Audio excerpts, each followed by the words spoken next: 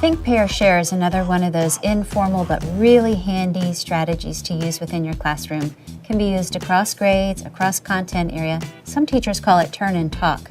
But essentially what it involves is a teacher stopping at some important point in the lesson and asking students to think about what that content means for them. Then turn to a partner and pair and talk with their partner about what it is. And then the teacher opens the floor and asks students to share. I want to talk to you about a strategy called Think, Pair, Share. We do it all the time. Put your hands down for a minute. We also do turning and talking. Sometimes Miss Doyle says turn and talk to a friend. The best part about Think, Pair, Share is the first part, the part about thinking. Because if you give yourself a minute to think about what was read to you or what you just read, collect your thoughts, then you go and share, then there's two people here who have a lot to share, don't they? They have a lot. Can you tell me some of the rules? Because we do have rules, and we practice this, and we modeled the right way to think, pair, share, and the wrong way, especially the partner part.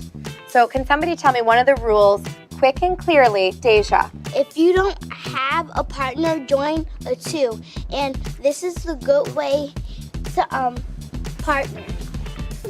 To get elbow, and knee to knee. You could either be elbow and knee to knee, or you could do what? Is there another way that you could partner up so I could just glance at you and I know who your buddy is? Maya? You can just turn to someone quickly and just start thinking and talking. So turn to someone who's near you. You don't walk right across the room. Now let's see Miss Doyle's class demonstrate the strategy using a nonfiction text. So the title of this book is An Egg is Quiet. It's by Diana Aston.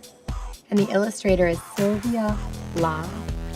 An egg is quiet. This is the black-necked stilt egg. It sits there under its mother's feathers, on top of its father's feet, buried beneath the sand. Look at it on the feet of the emperor penguin. This is Kemp's Ridley sea turtle, warm, cozy. An egg is colorful. I'm going to read you a couple of these. This is the lobster egg. This is the brewer's sparrow. I want you to stop for a minute and I want you to think about this story that I'm reading to you. A couple of days ago, I read to you the book, A Seed is Sleepy. I want you to think for a minute. I'm going to ask you a question, and before you turn to a partner, I want you to really think about the question. How is this book similar to A Seed is Sleepy? I want you to compare the two books in your mind.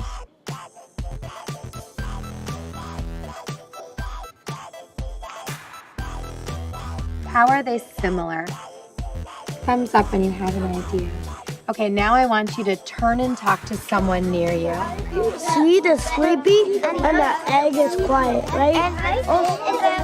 Eggs and seeds don't make no sounds. Only if you like throw them in like the water or somewhere, they can make sounds. Yeah, all seeds are like kind of like not white. They're kind of like dark. So you think the seeds are colorful and different, and the eggs are colorful and different. Okay, keep talking to each other. What other things make the books similar, and what makes the books different? Because seeds can't talk and eggs can't talk. So that makes them similar, right? The difference between seeds and eggs are seeds grow flowers and eggs don't. Eggs don't grow flowers. That's true. Okay. I'm going to do something so that we can keep it kind of fair. I want to just call in groups partners and groups randomly. Margot. Well, I said they both kind of look the same, and they mostly both have something inside of them. And Moya said it's like the eggs are sleeping and the seeds are sleeping too. Okay, so there was some sleepiness with both the egg and with the seed. Bella, what did you and your partner talk about? We all agreed that we thought that it was the same author. It said in the book that an egg is clever, and then in the book about seeds it says a seed is clever. And so you think, you had some clues that you think the authors are the same, and guess what? The authors are the same. Think, Pair, Share is a quick strategy that can be used in the classroom. The design of it, where students think and then pair and then share, is good for those students who sometimes are reluctant to add their voice to the conversation, but by having that extra moment to think about it and share with a friend before talking to the whole class, you may be able to engage some of your students that are less likely to be a part of the conversation.